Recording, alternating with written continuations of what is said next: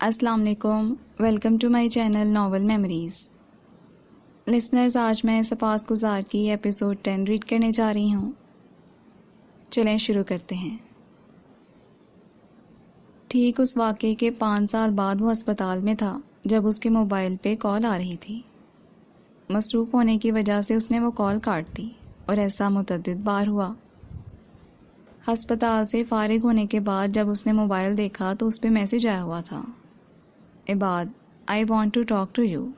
نیچے نام لکھا تھا، سمیرہ حیات۔ کچھ تعجب سے اس نے دوبارہ میسج دیکھا اور متذبذب سے گاڑی میں بیٹھ گیا۔ سمیرہ کو اتنے سالوں بعد اسے کیا بات کرنا تھی؟ میڈیکل کے 5 سال وہ ہمیشہ اسے اکھڑی اکھڑی ہی رہی۔ ان دونوں کے درمیان گفتگو کی نوبت کبھی نہیں آئی۔ وہ اس کے گروپ سے مخاطب بھی ہوتا تھا تو بھی سمیرہ یوں بن جاتی جیسے وہ اسے نہ دیکھ رہی ہے نہ سن رہی ہے۔ وہ اس کے لیے جیسے کلاس کا حصہ نہیں تھا۔ اس کی اپنے لیے نفرت وہ سمجھتا تھا۔ 5 سال تک دیکھتا آیا تھا، پھر اتنے سالوں بعد اس نے خود اس سے کیسے رابطہ کر لیا؟ اس نے کچھ سوچ کر خود ہی کال ملا دی۔ کیسے ہوئی بات؟ ٹھیک ہوں، آپ بتائیں۔ وہ بھلے اس کی ہم جماعت رہی تھی لیکن وہ اسے تم کہنے کی جسارت نہیں کر سکتا تھا۔ ہاسپٹل میں ایڈمٹ ہوں پچھلے 2 ہفتوں سے، ٹیسٹ پہ ٹیسٹ ہو رہے ہیں۔ اس کے لہجے میں آنسوؤں کی آمیزش تھی۔ خیریت؟ کیا ہوا آپ کو؟ شاید آئینور کی بد دعا لگی ہے، یا پھر تمہاری۔ اس نے ناسمجھی سے ناک سکوڑی۔ ان دونوں کا وہاں کیا ذکر تھا بھلا؟ میں نے کبھی بھی آپ کو بد دعا نہیں دی۔ انفیکٹ وہ رکا اور پھر کچھ توقف سے بولا، I am sorry Sameera, college کی ویلکم میں جو کچھ ہوا اس سب کے لیے آئی ایم ریئلی سوری۔ مجھے یہ معذرت اسی وقت کر لینا چاہیے تھی، لیکن شاید معذرت کرنا دنیا کے مشکل ترین کاموں میں سے ایک ہے، اسی لیے میں کبھی یہ مشکل کام نہیں کر پایا۔ مگر یقین کریں 5 سالوں میں جب جب آپ کو دیکھا میں نادم ہی رہا۔ اپنی ندامت کو میں دکھا تو نہیں سکتا لیکن میں ازحد شرمندہ تھا اور رہا ہوں۔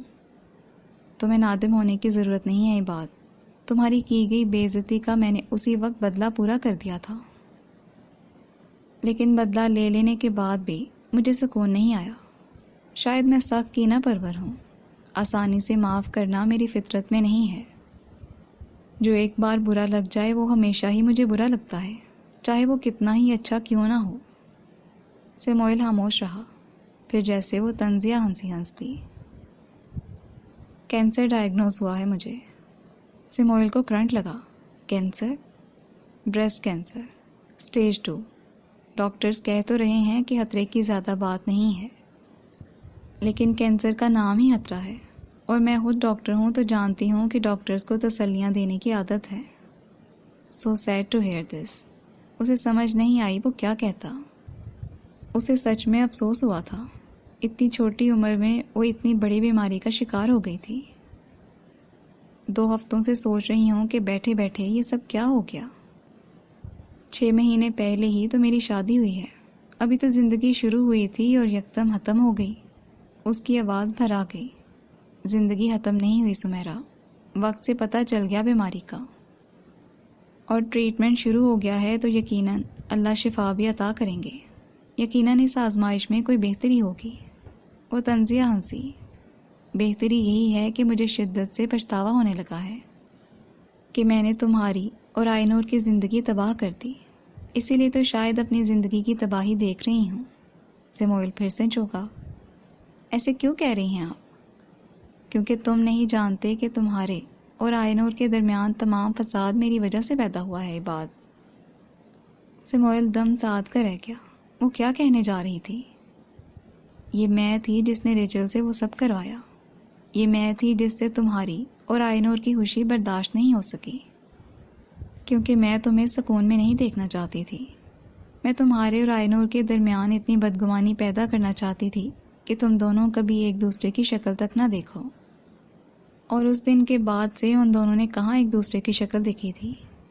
ریچل تو یوں بھی تمہارے لیے پاگل تھی، تو میرا اسے یہ کہہ دینا کہ بعد آئینور سے محبت کرتا ہے اسے مزید پاگل کر گیا تھا، اور اس نے آئینور کو تمہاری نظروں میں گرانے کے لیے ہی کبھی تم سے اس کے بارے میں غلط بیانیں کی اور کبھی آئی نور سے تمہارے بارے میں الٹی سیدھی باتیں کی تاکہ وہ تم سے بدگمان ہو جائے، لیکن سچ یہ ہے کہ اس سارے فساد کے پیچھے کا ماسٹر مائنڈ میں تھی۔ ساری چال میری تھی، ریچل تو بس مہرہ تھی۔ سیموئل کو لگا اسے سانس آنا بند ہو گئی تھی۔ آخری دفعہ جب وہ تم سے الجھی تھی تو اس وقت بھی ہم دونوں نے اس کا دماغ تمہارے خلاف بھرا تھا۔ ہم نے اس کے کردار پہ انگلی اٹھاتے تمہیں بھی گھسیٹ لیا تھا، اسی لیے وہ تم پر جا کر پھٹ پڑی۔ سیموئل نے تکلیف سے مٹھیاں بھینچ لیں۔ یہ کیا کر دیا تم دونوں نے؟ وہ مدھم سا بولا، یہ سب میں نے کی آئی بات، میں یہ بھول گئی کہ وہ میری دوست تھی، بس یاد اتنا رہا کہ وہ تمہاری پسند تھی۔ حسد اور کینے نے مجھے کچھ دیکھنے ہی نہیں دیا۔ عداوت مجھ سے تھی، اس بھلی لڑکی کے ساتھ کیوں یہ ظلم کیا سمیرا؟ ایک مضبوط کردار کے انسان کے لیے اس کا کردار ہی سب سے قیمتی متاع ہوتا ہے، اور ہم نے مل کر اس کی وہ قیمتی متاع اس سے چھین لی۔ اسی لیے سزا کاٹ رہی ہوں۔ یوں ہی اس حال میں نہیں پہنچی، ہاتھوں کی کمائی ہے جو سامنے آ رہی ہے۔ وہ یہ تک نہیں کہہ سکتا تھا کہ ٹھیک ہو رہا ہے جو سزا کاٹ رہی ہو۔ کسی کی تکلیف پہ ایسا سوچنا بھی اس کے لیے گناہ کے مترادف تھا۔ وہ لڑکا جو آئی نور کو لینے آتا تھا، جسے ریچل اس کا بوائے فرینڈ کہتی تھی، وہ دراصل اس کا شوہر تھا۔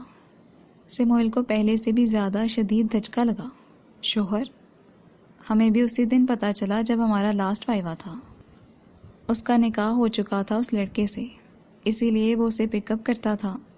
آئی نور ایسی نہیں تھی کہ کسی بھی لڑکے کے ساتھ چلی جاتی، یہ بات میں جانتی تھی، لیکن اس کا ادراک نہیں تھا کہ وہ اس کا شوہر ہوگا۔ سیموئل سے مزید نہیں سنا گیا اور اس نے کال کاٹ دی۔ فون اس کی گود میں گرا تھا اور وہ ہاتھوں میں چہرہ چھپائے اپنے جذبات کو قابو کرنے کی کوشش کر رہا تھا۔ وہ تو جانتا تھا کہ آئی نور ایسی نہیں ہے، پھر وہ کیوں ریچل کی الٹی سیدھی کسی بھی بات پر یقین کر بیٹھا تھا؟ کیا وہ ریچل کو نہیں جانتا تھا؟ شاید سمیرا اگر فون پر اس بات کی تصدیق نہ کرتی کہ آئی نور کا کوئی بوائے فرینڈ ہے تو وہ بھی اتنا بدگمان نہ ہوتا۔ اسے لگا تھا کہ سمیرا آئی نور کی دوست ہے اور 5 سالہ دوستی میں مخلصی خود بخود آ جاتی ہے، لیکن وہ غلط تھا۔ اور میں نے اسے کیا کیا کہہ دیا۔ میں نے بڑے مہذب انداز میں اسے بد کردار کہا، گری ہوئی معیار سے کمتر لڑکی۔ او اللہ! اس نے غصے سے اپنے بال نوچے۔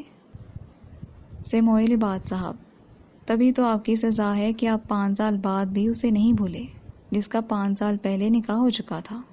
اب تک تو وہ کسی کی بیوی، کسی کی ماں بن چکی ہوگی، اپنے گھر میں اپنے رشتوں سمیت سکون سے جی رہی ہوگی، اور یہی آپ کی سزا ہے کہ آپ اس کی یاد لے کر جئیں۔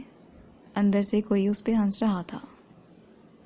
1-2 تھپڑ اس نے اپنے ہی منہ پہ جڑے اور چہرہ ہاتھوں میں گرا کر رو دیا۔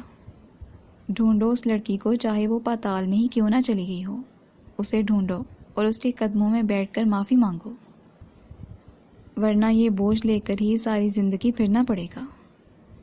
یہ اس کا ضمیر تھا جو اسے سزا سنا رہا تھا، اور تب سے اب تک 8 مہینے ہونے کو آئے تھے وہ سزا کاٹ رہا تھا۔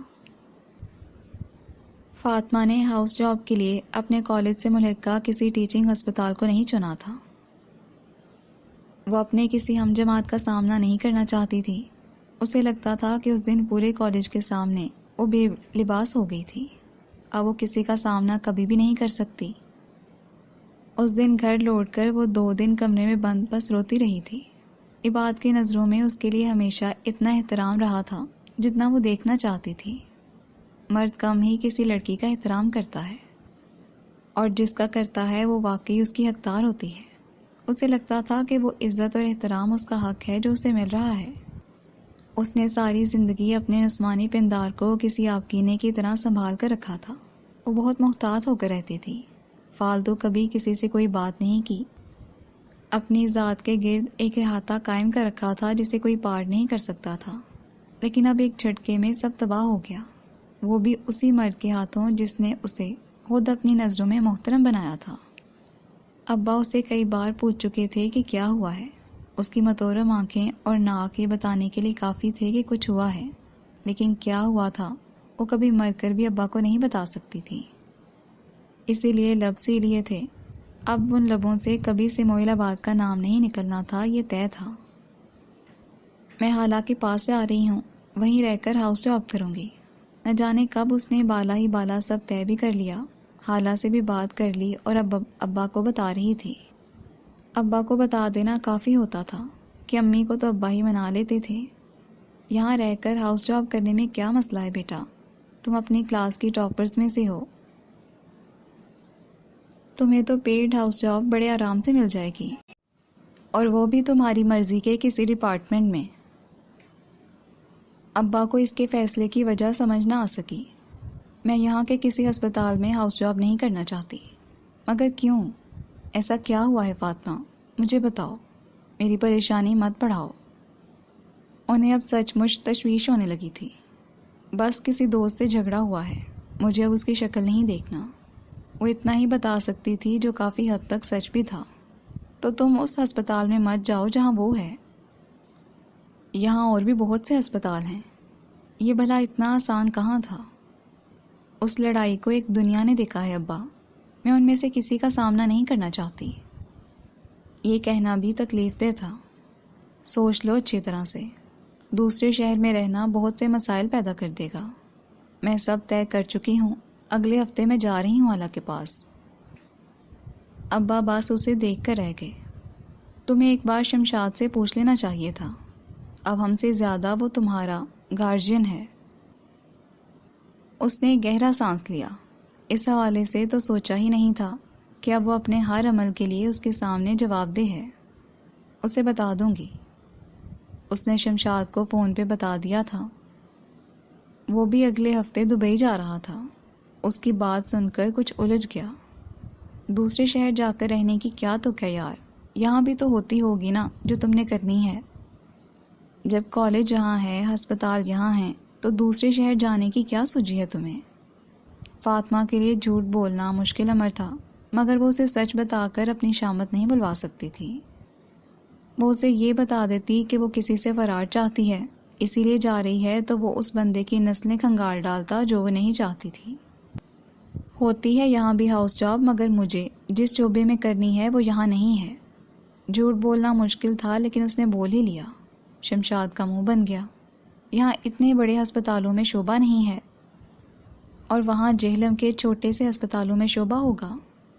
کچھ متعامل سے اسے کہنا پڑا، شعبہ تو یہاں ہے مگر جگہ نہیں ہے۔ شمشاد کو ان باتوں کا زیادہ علم نہیں تھا۔ اس کے خاندان اور واقف کاروں میں دور دور تک کوئی ڈاکٹر نہیں تھا۔ تو جو ڈھیر شعبے ہیں یہاں، ان میں سے کسی ایک میں کر لو۔ جاب ہی ہے، کوئی زندگی موت کا مسئلہ تھوڑی ہے۔ مطلب کھاتا ہی پورا کرنا ہے تو کسی میں بھی کر ڈالو، جان چھڑاؤ۔ میں اپنی مرضی سے جگہ کا انتخاب کرنا چاہتی ہوں جہاں میں سکون سے کام کر سکوں۔ مجھے تو یہ بالکل بھی ٹھیک نہیں لگ رہا، لیکن میں مطمئن ہوں، اسی لیے جا رہی ہوں۔ جب فیصلہ کر ہی لیا ہے تو مجھے کیوں بتا رہی ہو؟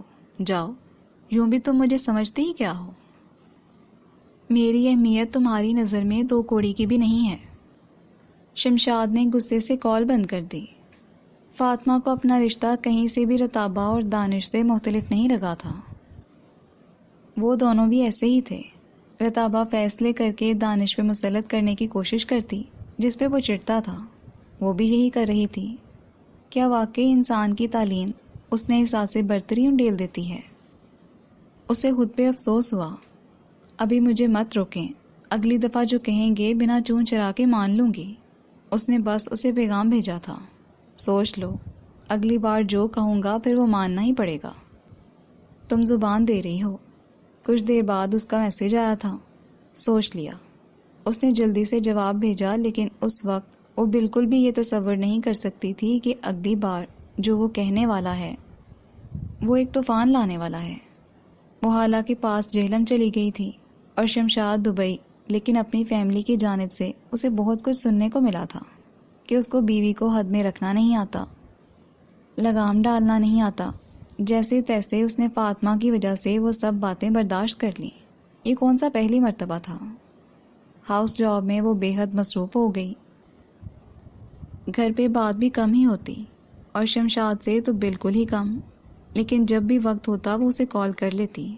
جب تہیا کر ہی لیا تھا کہ اس رشتے کو وفا سے نبھانا ہے، تو وہ اپنی پوری کوشش کرنا چاہتی تھی۔ تبھی تو وہ جو اندر ایک نسوانی انا تھی اسے ایک طرف رکھ ڈالا اور بیوی کا چولا پہن کر شوہر کو کال کرنے میں ہمیشہ پہل کرنے لگی۔ بیویوں کو شوہروں کے لیے اپنی انا اور حیا کو ایک طرف رکھ دینے میں کوئی ایسی قباحت نہیں ہے۔ اس نے بھی یہی کیا۔ اس نے دبئی جاتے ہی اسے وہاں سے موبائل بھیجا تھا۔ فاطمہ نے شکریہ کرنے کے لیے اسے کال کی تھی۔ تم گھر جاتی ہو تو کم از کم میرے گھر والوں سے مل ہی لیا کرو، وہ اب تمہارے بھی گھر والے ہیں۔ وہ ویکینڈ پہ گھر گئی تھی اور اس کے گھر والوں سے ملاقات نہیں ہو سکی۔ اس پہ شمشاد کی ماما نے کافی شور و گل مچایا تھا۔ شمشاد بھی اس بات پہ اس سے خفا تھا۔ رخصتی سے پہلے ہی منہ اٹھا کر مجھے سسرال جانا بالکل بھی مناسب نہیں لگتا۔ انہیں ملنا تھا تو خود آ سکتے تھے۔ اسے شمشاد کے گھر والوں کا شکوہ برا لگا تھا۔ تم کون سا کسی کو بتا کر کہیں آتی جاتی ہو، اپنی مرضی کی مالک ہو۔ وہ اسے تانے دینے پہ آ گیا تھا۔ نیا رشتہ جو بننے جا رہا تھا اس میں بھی اسے ہمیشہ تانے ہی سننا تھے۔ کیا کوئی ایسا رشتہ بھی بن پائے گا اس کا جو تانوں تشنوں سے پاک ہو؟ ٹھیک ہے، اگلی بار بتا کر جاؤں گی۔ اس نے بات ہی ختم کر ڈالی۔ اگلی بار وہ بتا کر ہی گئی تھی، لیکن شمشاد کی ماما نے پچھلی بار کا بدلہ نکالا کہ نہ خود اس سے ملنے گئی اور نہ کسی کو جانے دیا۔ ہمدان تھا جو چھپ کر دادی سے اس سے ملنے آ گیا تھا۔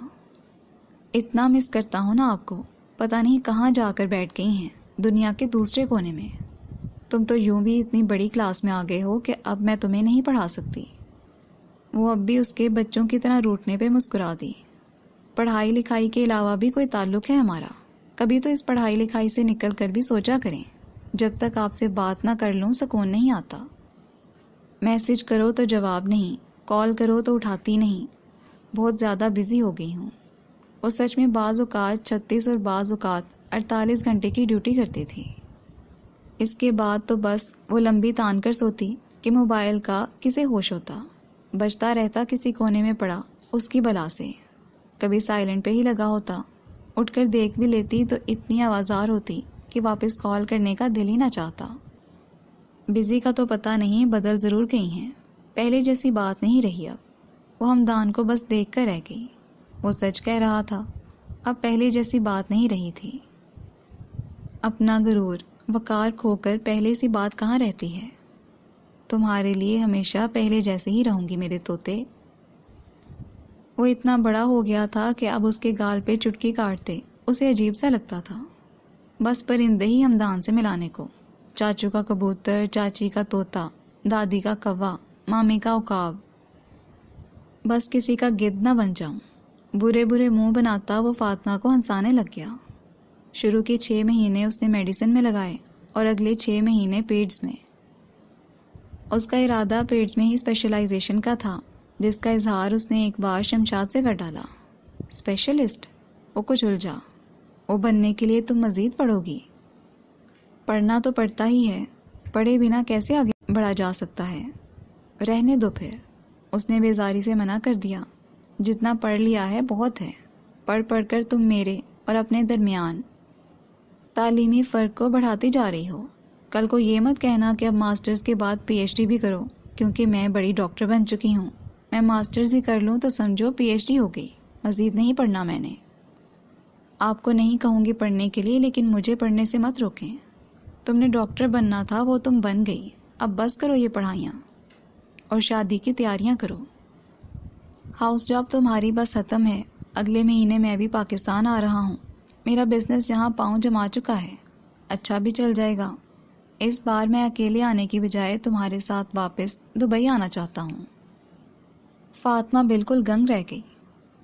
اب ان دونوں میں مزید بحث ہونا تھی۔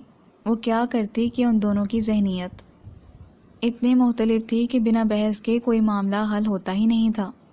ہم اس بارے میں پھر بات کریں گے۔ اسے لگا تھا کہ اس بات کو فی الحال یہیں تمام کر دیا جائے اور بعد میں چھیڑا جائے تو زیادہ بہتر ہے۔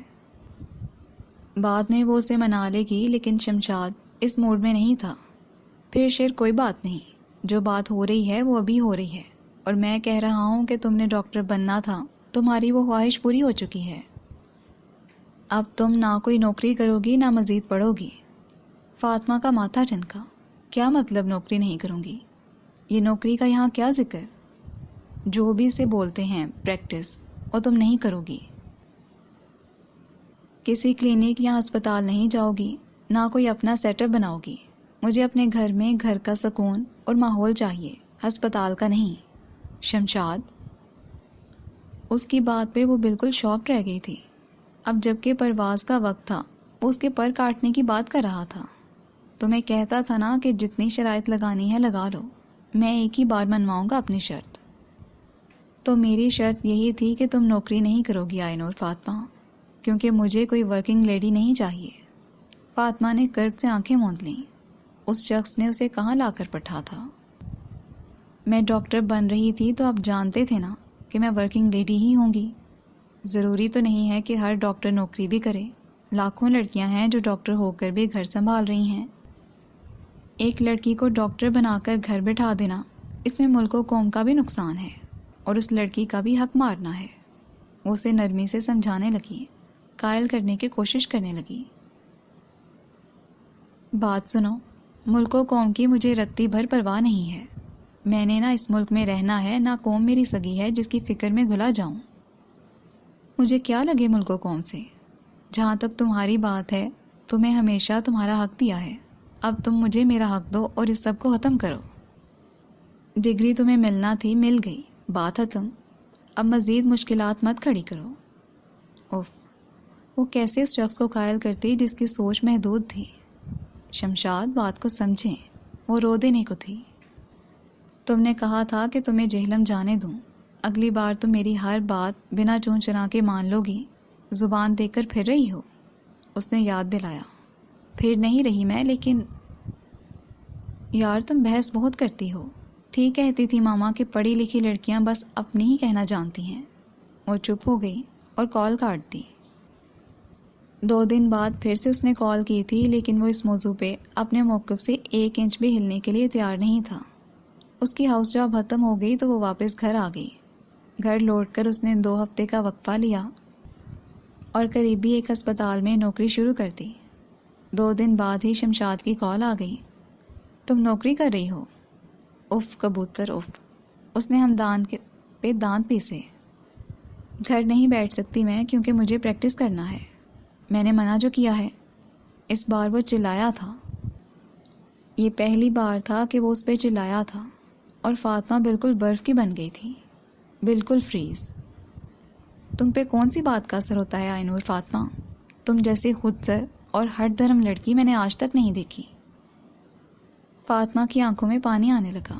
یہ اس کی ذات پہ جملہ تھا۔ مطلب تم نے سوچ رکھا ہے کہ میں جو بکواس کروں گا وہ تم کبھی نہیں سنو گی؟ وہ ساکت و سامت سی کھڑی سن رہی تھی جو اس پہ چلا رہا تھا۔ یہ پہلی بار تھا۔ تم نے شروع سے ہی تہیہ کر لیا تھا کہ تم مجھے دبا کر رکھو گی، ہمیشہ اپنی انا کو اوپر رکھو گی۔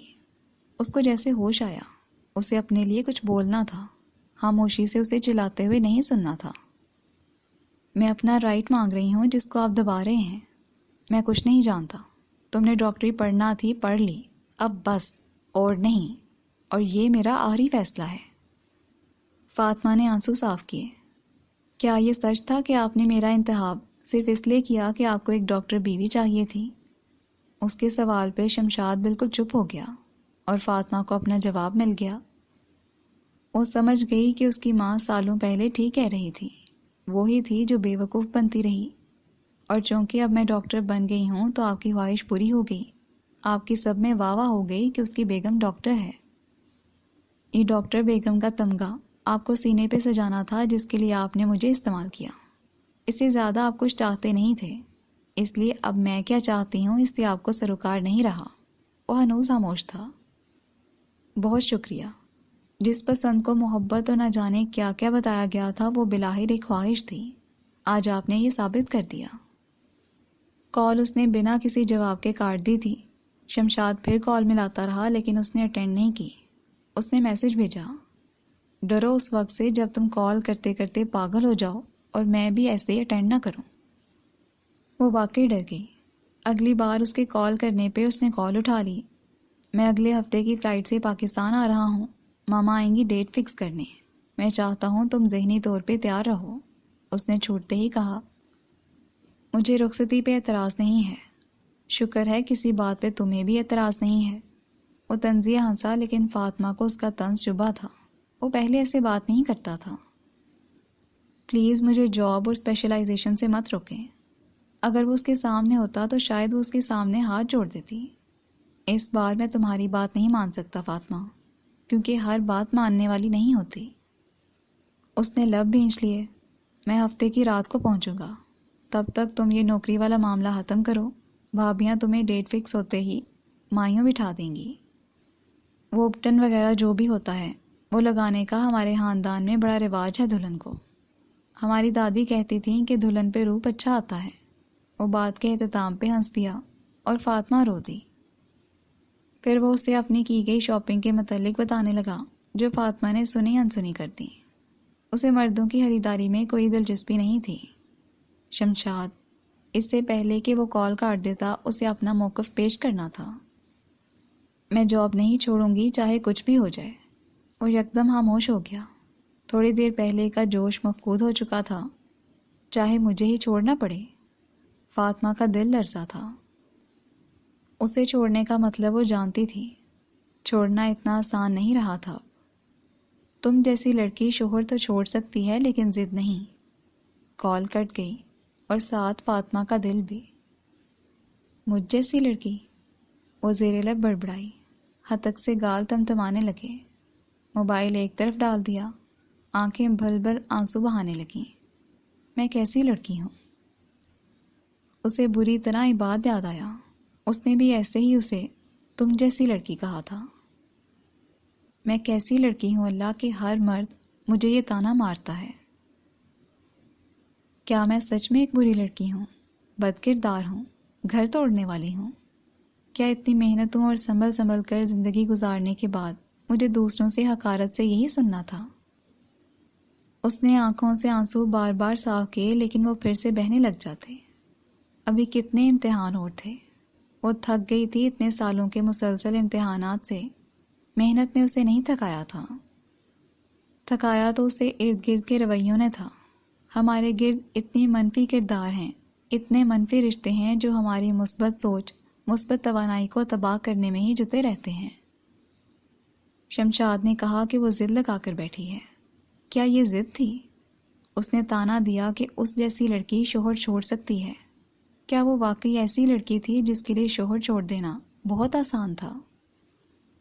وہ تو کہتا تھا کہ اس کی مخلصی سے متاثر ہوا تھا۔ اسی مخلصی سے متاثر ہو کر اس نے رشتہ جوڑا تھا۔ پھر کیسے اتنی آسانی سے اس نے اسے گھر توڑنے والی لڑکیوں میں شامل کر ڈالا تھا؟ کہاں رہ گئی وہ مخلصی، رشتوں کے لیے سچائی جیسے خیالات جو وہ اس کے بارے میں رکھتا تھا؟ اس نے روتے ہوئے آستین سے آنسو پونچھے۔ میں نے کبھی کسی کی باتوں پہ، زندگی کے حالات پہ ہار نہیں مانی۔ اب بھی میں لڑوں گی جب تک لڑ سکی۔ میں نے ہارنا نہیں سیکھا شمشاد۔ منفیت انسان کو کمزور کر دیتی ہے، اور ایسے ہر منفی خیال کو رد کر کے اس نے مثبت سوچتے ہوئے زندگی کا یہ محاذ لڑنے کا بھی فیصلہ کر لیا۔ ہفتے کی رات گزر گئی اور وہ پاکستان نہیں آیا۔ یہ بات اسے ہمدان سے پتہ چلی تھی کہ وہ پاکستان نہیں آیا۔ گھر والے اسے رابطہ کرنے کی کوشش کر رہے تھے، لیکن وہ کسی سے رابطے میں نہیں تھا۔ نہ کسی کی کال اٹھاتا تھا، نہ ہی میسج کا جواب دیتا تھا۔ گھر والے الگ پریشان تھے اور وہ الگ پریشان تھی۔ اس کی ساس اسے کوسنے دیتی تھی کہ ان کا بیٹا اس کی وجہ سے پاکستان نہیں آیا۔ یہ اسے گھر کے بھیدی نے بتایا تھا۔ انہیں لگتا تھا کہ اس سب کے پیچھے فاطمہ ہی وجہ ہے۔ کچھ دن بعد ابا اس کے کمرے میں آئے تھے۔ ابا جب کبھی بھی اس کے کمرے میں آتے، کوئی خاص بات ہی کرنا ہوتی تھی۔ وہ اسی وقت ہسپتال سے لوٹی تھی، تھکی ہوئی تھی اور سونے کی تیاری کر رہی تھی۔ ابا آئیں بیٹھیں۔ ابا کو دروازے میں کھڑا دیکھ کر وہ چونکی۔ وہ بستر پہ لیٹی ہوئی تھی، اٹھ کر بیٹھ گئی۔ جلدی سے پاس پڑا دوپٹہ اوڑھ لیا۔ سو رہی ہو تو بعد میں آتا ہوں میں۔ وہ واپس پلٹنے لگے۔ نہیں ابا پلیز آ جائیں۔ میں بس یوں ہی آرام کرنے کے لیے لیٹی تھی کہ ذرا کمر سیدھی کر لوں۔ ابا سامنے صوفے پہ بیٹھ گئے۔ لمبی ڈیوٹی تھی، کل کی گئی ہوئی آج لوٹی ہو۔ وہ مسکرا دی۔ سب ڈاکٹرز کے ساتھ یہی کچھ ہوتا ہے شروع میں۔ ابا بغور اس کی صورت دیکھ رہے تھے. جو کہنا چاہتے ہیں پلیز کہیں. اسے ابا کی نظروں سے الجھن ہونے لگی. شمشاد کا فون آیا ہے تمہیں؟ وہ اس سے پوچھ رہے تھے. فاطمہ نے نفی میں سر ہلایا. کب سے نہیں آیا؟ اس نے تو غور ہی نہیں کیا تھا کہ کب سے فون نہیں آیا. ابا پوچھ رہے تھے تو وہ سوچ رہی تھی کہ 2 ہفتے پہلے اس کا آخری بار فون آیا تھا. اب وہ کسی سے رابطے میں نہیں تھا، جو تشویش کی بات تھی. کیوں پوچھ رہے ہیں؟ خیریت؟ کوئی بات ہوئی ہے تم دونوں کے درمیان؟ فاطمہ نے اس ضد کا ذکر نہیں کیا جو شمشاد کے نزدیک فاطمہ لگا کر بیٹھی ہوئی تھی. مجھے اس کا فون آیا تھا فاطمہ. وہ چونکی. آپ کو؟ وہ کسی سے بھی رابطے میں نہیں تھا اور اس نے ابا کو کال کی. تم جانتی ہو نا کہ وہ کیا چاہتا ہے؟ تو گویا وہ ابا کو بتا چکا تھا. جو وہ چاہتا ہے وہ نہیں ہو سکتا، آپ جانتے ہیں. میں کبھی اس کی یہ بات مان نہیں سکتی. پچھلے 10 سال کی جدوجہد اس لیے نہیں کی کہ آخر میں بس گھر بیٹھ جاؤں اور کھانے بنا بنا کر میاں کا پیٹ بھروں. وہ مجھ سے جیسی بیوی بننے کا کہے گا میں بن جاؤں گی، اس کے سانچے میں ڈھل جاؤں گی، لیکن اپنا پروفیشن نہیں چھوڑوں گی. اور اس بار آپ اس کی طرفداری نہیں کریں گے کیونکہ اس کا مطالبہ غلط ہے. ابا بس اسے دیکھ کر رہ گئے. وہ جانتے تھے کہ شمشاد نے ایک غلط مطالبہ کیا ہے. کسی عام BA پاس لڑکی کو گھر بٹھا دینا اور ایک پروفیشنل ڈگری ہولڈر، وہ بھی ڈاکٹر، کو گھر بٹھا دینا الگ بات تھی. لیکن وہ اسے اس مدعے پہ نہیں سمجھا سکتے تھے کیونکہ وہ اس خاندان سے تعلق رکھتا تھا جسے پڑھائی لکھائی میں کوئی خاص دلچسپی نہ تھی، نہ ان کے نزدیک اعلیٰ تعلیم کی کوئی اہمیت تھی. ان کا دماغ بس حساب کتاب کرنا جانتا تھا کیونکہ وہ سب کاروباری لوگ تھے. انہیں اس وقت بس افسوس ہو رہا تھا کہ اپنی ہونہار بیٹی کا رشتہ کرتے ہوئے انہیں جلدی کر دی.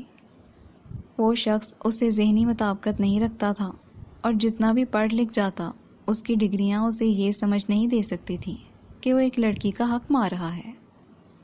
وہ چاہتا ہے کہ میں تمہیں سمجھاؤں. تو آپ مجھے یہاں سمجھانے آئے ہیں؟ نہیں، لیکن یوں اپنی ضد لگا کر اٹ جانے سے مسائل مزید بڑھ جائیں گے. ہمیں مسئلے کو حل کرنا ہے، مزید الجھانا نہیں ہے. وہ کہتا ہے تو اس کی انا کی تسکین کے لیے میں ہاتھ جوڑ لیتی ہوں، پاؤں پڑ جاتی ہوں، مگر اس کی بات نہیں مان سکتی. اسے کہیں کہ ایسی شرط رکھے جو ماننا میرے لیے ممکن ہو. میری جان تو نہ مانگے. میں نے کبھی اس سے اس کی جان نہیں مانگی تھی. اپنا وقار وہ ایک بار کھو چکی تھی. اب اسے کھونے سے ڈر نہیں لگتا تھا، لیکن زندگی کا خواب وہ آخری منزل پہ پہنچ کر توڑ نہیں سکتی تھی. افسوس تو یہی ہے کہ وہ یہ نہیں کہتا. ابا، وہ بستر سے اتر کر ان کے سامنے آ کر بیٹھ گئی. مجھے وقت دیں، میں اسے منا لوں گی. مجھ پہ یقین رکھیں، میں اسے منا لوں گی. بس اماں کو کچھ مت بتائیے گا، وہ میری مشکلات کو کبھی نہیں سمجھ سکتی. اس وقت یہ بات کہتے ہوئے اسے خود بھی یقین نہیں تھا کہ وہ شمشاد کی اس ضد کا کیا توڑ کرے گی. اسے کیسے سمجھائے گی، اسے کیسے منائے گی. بس ابا نے اس کی تائید میں سر ہلا دیا، اس کے سر پہ ہاتھ دھرا اور اٹھ کر چلے گئے. ابا کو تو اس نے کسی حد تک مطمئن کر دیا تھا، لیکن خود بے آرام ہو گئی تھی. اس دن کے بعد سے وہ شمشاد کو کال ملاتی رہی، لیکن اس نے نہیں اٹھائی. وہ جب موبائل ہاتھ میں تھامتی اسے کال ملانے لگتی، متواتر ملاتی، لیکن وہ نہ ریجیکٹ کرتا نہ ہی اٹھاتا. اس نے کہا تھا اس وقت سے ڈرو جب تم کال کرو گی اور میں نہیں اٹھاؤں گا. وہ سچ میں ڈر گئی تھی اور بہت ڈر گئی تھی. اس نے کئی پیغامات بھیجے، پلیز شمشاد میری کال اٹینڈ کریں، مجھ سے بات کریں، میں آپ سے بات کرنا چاہتی ہوں. لیکن وہ اس کے پیغامات تک نہیں دیکھ رہا تھا. اتنی محبت کے دعوے کرنے والا یکدم کیسے اتنا بدل گیا تھا؟ کیا لوگ اتنی آسانی سے بدل جایا کرتے ہیں؟ اسی وقت اسے پھر سے کال ملانے لگی. خلاف توقع اس نے کال اٹھا لی. شمشاد. اسے یقین نہیں آیا کہ دوسری طرف وہ لائن پہ تھا. بولو. اکھڑا سا لہجہ. شمشاد صاحب آپ کے لیے بہت پریشان ہیں. میں بالکل بھی دوسروں کی پریشانی کا سننے میں انٹرسٹڈ نہیں ہوں. وہ بات کرو جس کے لیے کال کی ہے. اتنا روکھا اور اجنبی انداز، وہ بالکل بھی پہلے جیسا نہیں رہا تھا. شمشاد، آپ پاکستان آ جائیں پلیز. میں آپ کے سامنے آپ سے بات کرنا چاہتی ہوں۔ اس کی بات پہ کچھ دیر بالکل خاموشی ہو گئی اور پھر ایک کہا گونجا۔ فاطمہ نے بے یقینی سے اسپیکر سے ابھرنے والے کہے کو سنا۔ اس میں کیا اتنا ہنسنے والی بات تھی اسے سمجھ نہیں آئی، وہ تو بالکل سنجیدہ تھی۔ آئی نور آئی نور آئی نور، تم کبھی وہ نہیں بن سکتی جو میں چاہتا ہوں۔ وہ کہتے ہیں نا کہ عورت ٹیڑھی پسلی سے پیدا کی گئی ہے، شاید تمہارے لیے ہی کہتے ہیں۔ فاطمہ نے لب بھینچ لیے، اس کا انداز اور لہجہ دونوں برے تھے۔ تم ابھی بھی اپنی اسی بات پہ قائم ہو اور چاہتی ہو کہ میں پاکستان آؤں تاکہ تم منتیں ترلے کر کے مجھے منا لو، ہے نا؟ لہجہ طنزیہ تھا لیکن وہ اپنی جگہ ٹھیک تھا، اسی لیے فاطمہ نے کچھ نہیں کہا۔ اب بھی تم یہ چاہتی ہو کہ میں تمہاری بات ہی مانوں، تمہیں میری کوئی بات ماننا گوارا نہیں ہے۔ وہ کہنا چاہتی تھی کہ ایسا نہیں ہے، لیکن اس سے نہیں کہا گیا۔ مجھے لگا تھا کہ شاید تم ایک بہترین بیوی ثابت ہوگی، لیکن میں غلط تھا۔ اس نے کرب سے آنکھیں موند لیں۔ ماما ٹھیک کہتی تھیں، پڑھی لکھی لڑکی اتنی بد دماغ ہوتی ہے کہ وہ کبھی گھرداری کر ہی نہیں سکتی، اسے بس نوکری کرنے کا حق ہوتا ہے۔ میں گھر سنبھال سکتی ہوں مگر تم نوکری بھی کرو گی۔ اس کی بات اس نے جھٹ اچک لی۔ اور تمہیں لگتا ہے کہ ڈاکٹری جیسی مشکل نوکری کے ساتھ تم گھر سنبھال لو گی؟ مجھے وقت دے دو گی، تم اتنے ہی پرفیکٹ ہو، ہے نا؟ طنز پہ طنز۔ مجھے محنت کی عادت ہے، میں کر لوں گی سب، بس آپ مان جائیں۔ مزید ایک بلند کہکا سنائی دیا تو اس نے موبائل کو کان سے تھوڑا دور کیا۔ کبھی کبھار مجھے تم پہ ترس آتا ہے، جانتی ہو کیوں؟ وہ خاموش رہی۔ جیسے گدھے کو بوجھ اٹھانے کی عادت ہوتی ہے نا، اس کے بنا اس کی زندگی بیکار ہوتی ہے، ویسے تمہیں بھی بوجھ اٹھانے کا حق ہے۔ ایک شخص تمہیں آسودہ زندگی دینا چاہتا ہے، لیکن تمہیں اپنی جان کو سختی میں ڈالنے کی عادت سی ہو گئی ہے، تم اس کے بنا بیکار ہو۔ فاطمہ کی آنکھ سے ایک آنسو ٹپک کر گرا۔ محنت کرنے میں کیا برائی تھی؟ وہ کبھی بھی دنیا کی اس قوم کی ذہنیت کو نہیں سمجھ سکی، جو محنت کو گالی اور محنتی کو گدھا سمجھتی تھی۔ تم اب تک اسی فیصلے پہ بضد ہو تو سن لو آئی نور فاطمہ کہ میں بھی اپنے فیصلے پہ بضد ہوں، اور تب تک پاکستان نہیں آؤں گا جب تک تم اپنی ضد نہیں چھوڑو گی، بھلے میری طرف سے ساری زندگی بیٹھی رہو۔ اگر میں ضد نہ چھوڑوں تو؟ ڈرتے کانپتے دل سے اس نے ہمت کر ڈالی پوچھنے کی۔ تو مجھے چھوڑ دینا۔ وہ اتنا سنجیدہ تھا کہ اس کی سانس رک گئی تھی۔ تھوڑی دیر بعد دوسری طرف سے کال بند ہو گئی، لیکن وہ اسی طرح بالکل گمسم سی موبائل کان سے لگائے کھڑی رہی۔ زیور بابا اپنے کمرے کے باہر ہی دھوپ میں بیٹھے قرآن پڑھ رہے تھے جب ذکی ان کے پاس منہ بسورے پہنچا۔ بابا میرے ساتھ پارک چلیں گے؟ اس کے ان دنوں امتحانات ہو رہے تھے اور عطابہ نے ہسپتال جانے سے پہلے اسے تاکید کی تھی کہ وہ بیٹھ کر اردو کی تیاری کرے، واپس آ کر وہ اس کا ٹیسٹ لے گی۔ ذکی کی اردو اس کے ہم عمر دیگر بچوں کی طرح کمزور ہی تھی، اسی لیے عطابہ چاہتی تھی کہ وہ خاص طور پہ اردو پہ دھیان دے۔ برے نمبروں کی وہ اپنی اولاد سے بالکل توقع نہیں کرتی تھی، چاہے وہ کسی بھی مضمون میں ہو۔ پڑھ پڑھ کر وہ اکتا گیا تھا، اسی لیے کہیں باہر جا کر کچھ سکون چاہتا تھا۔ چلتے ہیں کیوں نہیں؟ گو پارک گھر سے بالکل سامنے ہی تھا، لیکن اس وقت سنسان ہی ہوتا تھا۔ سیکیورٹی کا یوں بھی کوئی مسئلہ نہیں تھا، لیکن اذکار کم ہی اکیلا باہر نکلتا تھا۔ انہوں نے جلدی سے قرآن اندر جا کر رکھ دیا۔ جب سے زیور بابا کو کاموں سے ایک طرف کیا تھا، وہ سارا دن اپنے کمرے میں بیٹھے بس عبادت ہی کرتے رہتے تھے، کبھی قرآن پڑھ رہے ہوتے تو کبھی تسبیحات یا نوافل۔ اب سارا دن کمرے میں بیٹھ بیٹھ کر بور نہیں ہوتے۔ وہ 7 فٹ بال بھی لے آیا تھا کہ کھیل سکے، اسے ہی اچھال رہا تھا۔ بڑھاپے میں اب کیا کر سکتا ہے انسان سوائے رب کی یاد کو زیادہ کرنے کے؟ وہ مسکرا دیے۔ وہ آہستہ چلنے لگے تھے، جسم کی توانائی خود بہت کم ہو گئی تھی۔ میں آپ کو موبائل دیتا ہوں، آپ وہ دیکھا کریں۔ بابا ہنس کر ٹھہر گئے۔ مجھے استعمال نہیں آتا موبائل کا، یوں بھی شوق نہیں ہے، اس پہ بھلا میرا کیا کام کہ میں اسے استعمال کروں۔ ان کے پاس سادہ بٹنوں والا موبائل تک نہیں تھا۔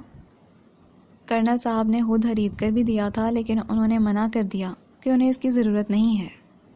یوز کرنا میں سکھا دوں گا، اور اس پہ آپ اچھے اسلامک لیکچر سن سکتے ہیں، قرات سن سکتے ہیں۔ میں بھی سنتا ہوں، بہت اچھا لگتا ہے۔ زیور بابا نے کچھ حیرت سے اسے دیکھا۔ آپ اسلامی لیکچر سنتے ہیں بابا؟ ایک 10 سال کے بچے کے منہ سے ایسی بات سننا بہت حیران کن تھا۔ جی اکثر سنتا ہوں۔ کیا سنتے ہو لیکچرز میں؟ انہوں نے اشتیاق سے پوچھا۔ بابا کا پر اشتیاق لہجہ اس کے لیے حوصلہ افزائی کا سبب بنا، تو وہ بھی پرجوش سا ہو کر بتانے لگا۔ جب دل پریشان ہو تو لیکچر سنتا ہوں تاکہ سکون ملے۔ بابا مجھے بہت سکون ملتا ہے ایسی باتیں سن کر، جس میں بتایا جاتا ہے کہ دنیا میں سب لوگ امتحان کے لیے آئے ہیں، بس سب کا امتحان مختلف ہے، جس میں صبر کی باتیں کی جاتی ہیں، جس میں امید دلائی جاتی ہے۔ مجھے لگتا ہے میرا امتحان میرے والدین ہیں، اور مجھے صبر سے اس امتحان کو حل کرنا ہے۔ زیور بابا اسے دیکھتے رہ گئے۔ انہیں افسوس ہوا۔ وہ جانتے تھے کہ اس کے اندر بے سکونی ہے۔ اسی بے سکونی کو دور کرنے کے لیے وہ لیکچر سنتا تھا۔ اس کی عمر کے بچوں کو موبائل پہ گیمز کھیلنے، کارٹون دیکھنے سے فرصت نہیں ملتی تھی، اور وہ یہ بھی شکر تھا کہ اس نے کوئی غلط راہ سکون کی تلاش میں نہیں اپنائی۔ اللہ کی یاد سے سکون ملتا ہے بیٹا۔ انہوں نے دل میں اس کے لیے دکھ محسوس کیا۔ وہ اپنے تمام پیارے رشتوں کے درمیان رہ کر بھی ایسا بے سکون تھا، لیکن اگلے دن پھر سے دل ویسا ہی بے سکون ہو جاتا ہے۔ کیا کیا کروں پھر؟ جب ہم بیمار ہوں اور کم دوائی سے آرام نہ آ رہا ہو تو کیا کرتے ہیں؟ دوائی زیادہ لیتے ہیں۔ بابا نے سر ہلایا۔ تم بھی سکون کے لیے مقدار بڑھا دو۔ اگر سکون ملتا ہی ہے تو پھر زیادہ سن لیا کرو۔ اذکار نے سر ہلایا۔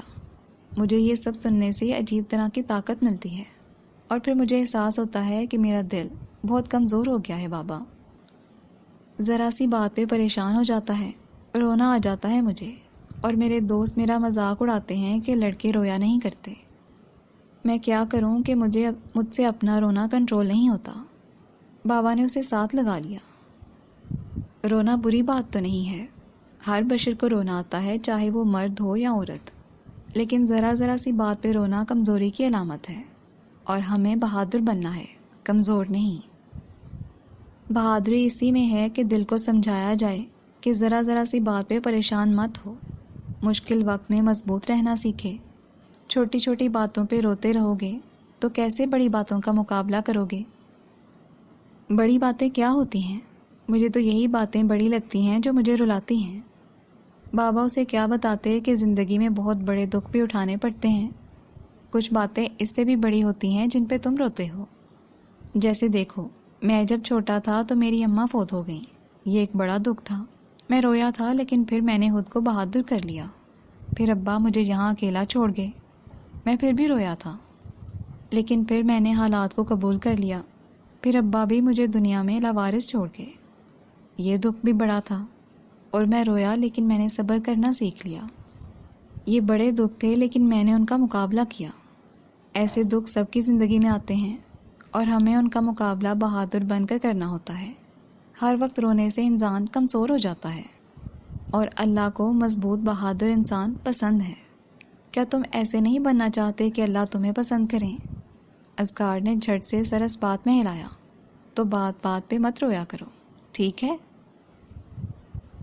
کوشش کروں گا، جھوٹا وعدہ نہیں کرتا۔ بابا مسکرا دیے اور اس کے ہاتھ پہ بوسہ دیا۔ ذکی بابا، آپ دنیا میں اللہ کی طرف سے بھیجے ایک پیارے سے فرشتے ہیں، معصوم اور سادہ سے۔ آپ کے اندر ایک حساس اور پاکیزہ روح ہے۔ میری دعا ہے کہ اللہ آپ کی ہمیشہ مدد فرمائے اور آپ کو ایسا ہی رکھے۔ دوسرا بوسہ انہوں نے اس کی آنکھوں کا لیا۔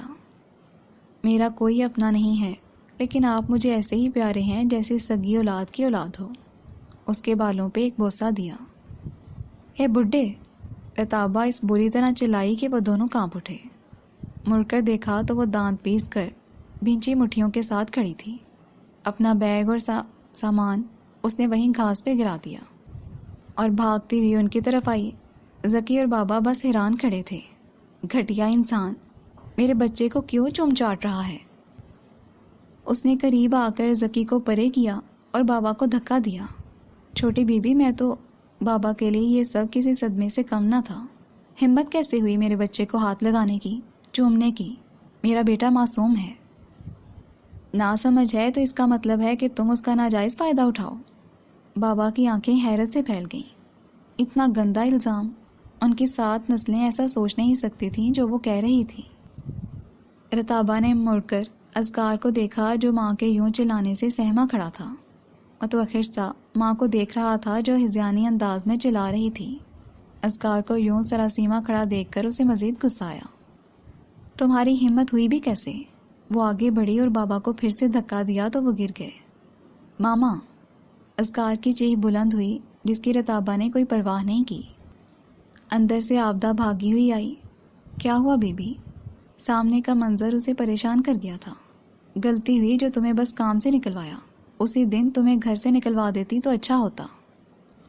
مجھے کیا پتا تھا کہ تم جیسا بڈھا ایسی گھٹیا حرکت بھی کر سکتا ہے میرے معصوم بچے کو اکیلا دیکھ کر۔ بابا بالکل شاکڈ زمین پہ پڑے سن رہے تھے۔ ان کی آنکھیں پھٹی ہوئی تھیں لیکن زمین نہیں پھٹی کہ وہ اس میں دھنس جاتے۔ آبدہ کا ہاتھ بے اختیار منہ پہ گیا۔ اور اس گھر کے مکین تمہیں اپنا کہتے ہیں، اس گھر کا فرد مانتے ہیں۔ تم جیسے بڈھے کو جو ساری زندگی اکیلا رہا اور اپنی تنہائی میں نہ جانے کیسے گھناؤنے کام کرتا رہا ہوگا۔ زیور بابا پھٹی نگاہوں سے رتابہ کے منہ سے نکلتے مغلزات کو سن رہے تھے۔ ماما بس کریں۔ اذکار نے رتابہ کا بازو سختی سے تھام کر اسے جھنجھوڑنا چاہا تو اس نے اذکار کو پرے کیا جس پہ وہ لڑکھڑا گیا۔ آبدہ بیچاری حیرت سے گنگ کھڑی تھی۔ نکلو یہاں سے، تم جیسے 2 ٹکے کا نوکر اپنی اصلیت پہ اتر ہی آیا ہے آخر۔ سامنے پڑے بوڑھے سے اسے کچھ حساب کتاب چکتا کرنے تھے اور وہ یہ موقع جانے نہیں دے سکتی تھی۔ اس نے پر کا کوا بنایا تھا لیکن بلاخر اسے یہی کرنا تھا۔ وہ تو اسی موقع کی طاق میں تھی کہ جسے گھر کے کاموں سے بے دخل کیا اسے گھر سے بھی نکال دے تاکہ اذکار اس کے اثر سے باہر نکل سکے۔ اٹھو، نکلو یہاں سے، میں کہہ رہی ہوں، سمجھ نہیں آتی کیا؟ یا دھکے مار کر باہر نکالوں تو نکلو گے؟ ماما سٹاپ اٹ! ذکی ماں کے سامنے آیا اور پوری قوت سے چلایا تو رتابہ نے ایک تھپڑ اس کے گال پہ جڑ دیا۔ خبردار، خبردار، جو اس بڈھے کے لیے میرے سامنے اپنی آواز بلند کی تم نے، میں زبان کھینچ لوں گی تمہاری۔ اذکار مار کھا کر بھی نہیں رکا تھا۔ اس نے زمین پہ پڑے بابا کو اٹھایا۔ بابا، بابا اٹھیں۔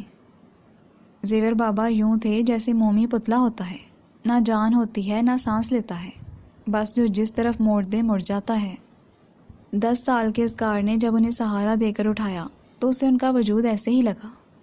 چھوڑ دو اسے ذکی، رتابہ نے اذکار کو پرے کیا، اور تم اسی وقت یہاں سے نکلو، ورنہ میں سچ میں تمہیں ابھی کے ابھی دھکے دے دے کر نکال دوں گی۔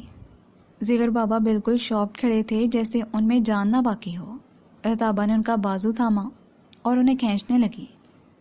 ماما سٹاپ دس آل!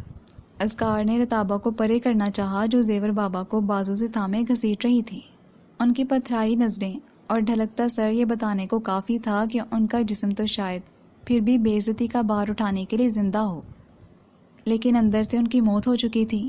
رتابہ انہیں گھسیٹ رہی تھی اور وہ کوئی مزاحمت نہیں کر رہے تھے، بس اس کے ساتھ گھسیٹتے چلے جا رہے تھے۔ نکلو یہاں سے فوراً! ایک دھکا دے کر ان کا ہاتھ جھٹکا۔ ماما! ذکی پوری قوت سے چلایا اور یکدم زمین پہ گرتا چلا گیا۔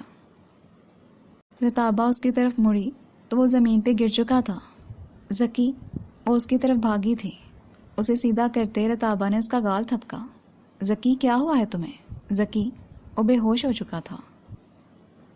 مڑ کر دیکھا تو زیور بابا گیٹ سے نکل چکے تھے۔ رتابہ جلدی سے اپنے بیگ کی طرف بھاگی اور موبائل نکالا۔ وہ ایمبولینس کو کال ملانے لگی لیکن اس نے دانش کو کال ملا کر بس اتنا بتایا کہ ذکی بے ہوش ہو چکا ہے اور وہ اسے اپنے ہسپتال لے کر جا رہی ہے۔ ایمبولینس پہنچنے میں وقت لگ جاتا اور وہ یہاں بیٹھ کر وقت برباد نہیں کر سکتی تھی۔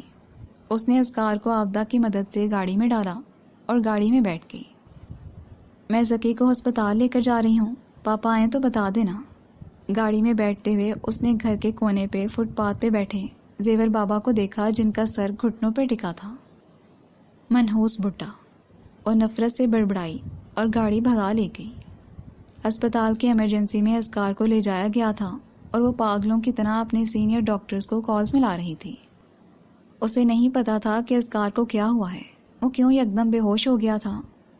دانش جلد ہی اسپتال پہنچ گیا تھا۔ ڈاکٹرز اور عملے سے سب معلومات لینے کے بعد وہ رتابہ کے پاس آیا تھا۔ وہ اس سے پوچھ رہا تھا کہ اذکار کو کیا ہوا ہے، لیکن وہ لا علمی سے سر ہلاتی رہی۔ اس کی آنکھوں میں آنسو تھے لیکن وہ انہیں بہنے سے روک رہی تھی۔ اذکار کو بنیادی طبی علاج مہیا کر دیا گیا تھا۔ اب اس کے کچھ ضروری ٹیسٹ ہو رہے تھے۔ رتابہ کی وجہ سے اسے خاص طور سے بڑی توجہ مل رہی تھی۔ دانش بے چینی سے بس ادھر سے ادھر چکر لگا رہا تھا۔ دوپہر سے شام ہو چکی تھی اور جب شام رات میں ڈھلنے لگی تو ڈاکٹر منصور نے اسے اپنے کمرے میں بلوایا تھا۔ دانش بھی اس کے ساتھ تھا۔ ڈاکٹر منصور رتابہ سے کچھ علامات پوچھ رہے تھے کہ اذکار کو کبھی سانس کا مسئلہ تو نہیں رہا، وہ تھکا ہوا تو نہیں رہتا، اسے بلڈ پریشر کا مسئلہ تو درپیش نہیں ہے۔ رتابہ کا سر مسلسل نفی میں ہل رہا تھا۔ ڈاکٹر منصور نے گہری سانس لے کر کوئی جملہ بولا جو مکمل میڈیکل کی زبان میں تھا۔ دانش نے رتابہ کو ساکت ہوتے دیکھا اور پھر وہ سر نفی میں ہلاتے کہنے لگی، ناٹ پاسبل۔ دانش نے دونوں کو باری باری ناسمجھی سے دیکھا۔ اگر ایسا کچھ ہوتا تو مجھے پتہ نہ چل جاتا، میں اس کی ماں ہوں، ہارٹ سرجن ہوں، میں ایک پل میں جان لیتی اگر ایسا کچھ بھی ہوتا۔ ڈاکٹر منصور، ہوتا ہے کبھی، سمٹمز نہیں بھی ظاہر ہوتے ارلی ایج میں۔ رتابہ مسلسل سر نفی میں ہلاتے اس بات سے انکاری تھی، اٹس ناٹ پاسبل۔ وہ سر نفی میں ہلا رہی تھی۔ دانش بے بسی سے ان دونوں کو دیکھ رہا تھا، جیسے کچھ سمجھ نہیں آ رہی تھی کہ وہ کیا بات کر رہے ہیں۔ پلیز مجھے بھی کچھ بتائیں کہ اذکار کو کیا ہوا ہے۔ وہ ٹھیک ہے فی الحال، لیکن ہمیں اس کے کچھ ٹیسٹ مزید کرنے ہیں تاکہ ہمیں کنفرم ہو سکے۔ آپ کو کیا لگتا ہے اسے کیا ہوا ہے؟ دانش کو ڈاکٹر منصور نے کچھ دیر بالکل خاموشی سے دیکھا۔ I think he has ventricular septal defect۔ دانش نے ہنوز ناسمجھی سے ان دونوں کو دیکھا کہ کیا وہ آسان زبان میں اسے سمجھا سکتے ہیں۔ اذکار کے دل میں بائی برتھ سوراخ ہے۔ دانش ان کی بات پہ ساکت رہ گیا تھا۔ اس دن وہ او پی ڈی میں تھا جب کوئی مانوس سی آواز سنائی تھی، ہیلو عباد، وہ جو تیزی سے کچھ ادویات کے نام لکھ رہا تھا۔ اس نے چونک کر سر اٹھایا تو وہ ریچل تھی۔ اسے اپنے سامنے کھڑا دیکھ کر وہ حیران ہوا، لیکن جلد اس نے اپنی حیرت پہ قابو پا لیا۔ کیسے ہو؟ اپنے ناخوشگوار تاثرات پہ اس نے قابو پانے کی کوشش کی۔ ویٹ کرو، میں بزی ہوں۔ اسے پتا تھا کہ وہ اب اسے ملے بنا، بات کیے بنا نہیں ٹلے گی، اسی لیے اسے کہنا پڑا۔ وہ سر ہلاتی باہر جا کر ایک طرف بیٹھ گئی۔ آدھے گھنٹے بعد وہ باہر آیا تھا۔ تمہیں یہاں نہیں آنا چاہیے تھا۔ بنا اس سے حال احوال پوچھے سیدھا اس نے کہا تھا۔ 5 سال بعد ملے ہو، وہ بھی ایسے۔ گو وہ کسی کی بیوی تھی، لیکن اس کی آنکھوں میں اب بھی بات کو دیکھ کر جو رنگ اترا تھا اسے موئل بات کو بوکھلا گیا تھا۔ میں ملنا نہیں چاہتا تھا تم سے ریچل، نہ بات کرنا چاہتا تھا۔ یہ بات تمہیں سمجھ جانا چاہیے تھی جب میں کال اٹینڈ نہیں کر رہا تھا۔ وہ سنجیدگی سے کہہ رہا تھا، البتہ اس کے لہجے میں سختی نہیں تھی۔ میں جانتی ہوں کہ میری آخری دفعہ کی حرکت کے بعد سے تم مجھ سے ملنا نہیں چاہتے تھے، لیکن میں ملنا چاہتی تھی۔ کچھ امانت ہے تم تک پہنچانا تھی، اسی لیے رہبر سے تمہارے ہاسپٹل کا پوچھ کر یہاں آئی ہوں۔ پلیز سکون سے بیٹھ کر میری بات سن لو۔ 5 سال پہلے جب ان کے فائنل پراف ختم ہوا تھا تو ریچل نے اسے پارکنگ میں پرپوز کیا تھا۔ عباد نے پہلے حیرت پھر غصے سے اسے دیکھا۔ وہ اس لڑکی سے اس بات کی امید رکھتا تھا جس قسم کے وہ اشارے دیتی تھی، لیکن پھر بھی اسے ریچل کا یوں پرپوز کرنا برا لگا تھا۔ اس نے بڑی سختی سے سوری ناٹ انٹرسٹڈ کہا اور تیزی سے وہاں سے نکل گیا تھا۔ ریچل بعد میں اس کے پیچھے بھی گئی تھی، لیکن وہ بائک بھگا کر لے گیا تھا۔ اس نے اپنا نمبر بھی بند کر دیا تھا۔ بعد میں وہ اسے کال کرتی رہتی، لیکن وہ اس کی کال بھی نہیں اٹھاتا تھا، اس کے میسیجز کا جواب نہیں دیتا تھا اور بالآخر اس نے اس کا نمبر بلاک کر دیا تھا۔ میں تم سے سوری کرنا چاہتی تھی۔ سوری کی ضرورت نہیں ہے، وقت گزر چکا ہے، میں اس بات کو بھلا چکا ہوں جو تم نے کہا تھا۔ امید کرتا ہوں تم اپنی نئی زندگی میں خوش ہوگی۔ وہ بالکل ٹھیک طرح سے بات کر رہا تھا. کینہ رکھنے کی اسے عادت نہیں تھی. ہاں میں خوش ہوں، لیکن اس بات نے مجھے پریشان کیا کہ تم نے اب تک شادی نہیں کی. اس نے ہاتھ یوں جلایا جیسے کہہ رہا ہو کہ یہ کوئی ایسی بات نہیں ہے. آئی نور کی وجہ سے. وہ امید نہیں کر رہا تھا کہ ویسے کھل کر آئی نور کا نام لے گی، اسی لیے کچھ چونکا، پھر سر جھٹکا. نہیں، بس مناسب وقت نہیں مل سکا. پڑھائی اور بزنس میں مصروف رہا. اب کر لوں گا. اسے بغور دیکھتی رہی جیسے کچھ جاننا چاہتی ہو. میں تمہیں کچھ بتانا چاہتی ہوں. اس کی ضرورت نہیں ہے. سمیرا کی کال آ گئی تھی مجھے، وہ مجھے سب بتا چکی ہے. کیا بتا چکی ہے؟ وہ یکدم چونکی. اس کی سمیرا سے کوئی بات نہیں ہوئی تھی جب سے سمیرا کی شادی ہوئی تھی، اس لیے وہ نہیں جانتی تھی کہ وہ یہ بات کو کیا بتا چکی ہے. اسے تو سمیرا کے کینسر کا بھی نہیں پتا تھا. جو بھی تم دونوں نے 5 سال پہلے کیا، وہ سب کچھ. ریچل کے منہ سے اوہ نکلا. وہ شرمندہ دکھائی دینے لگی. میں وہ نظریں جھکائے لب کچل رہی تھی. نادم تھی اور یہ بات اس کے چہرے کے تاثرات سے عیاں تھی، لیکن اس کے شرمندہ ہونے سے اب نہ وقت لوٹنا تھا، نہ ہی سب پہلے جیسا ہو سکتا تھا. تم دونوں یہ نہ بھی کرتی تو بھی ہماری تقدیر نہیں ملتی تھی، کیونکہ اس کا نکاح ہو چکا تھا. یہ بات کہتے اسے تکلیف ہوئی تھی، لیکن یہی بات سب سے بڑی حقیقت تھی. اس نے قبول کر لی تھی.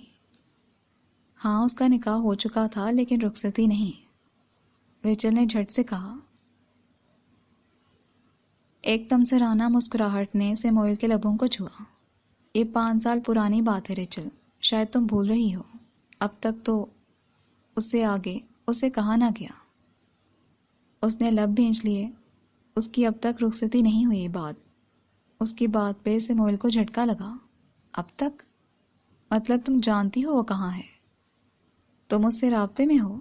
وہ بے چینی سے اس کی طرف دیکھتے پوچھ رہا تھا. ریچل نے اس بات میں سر ہلایا.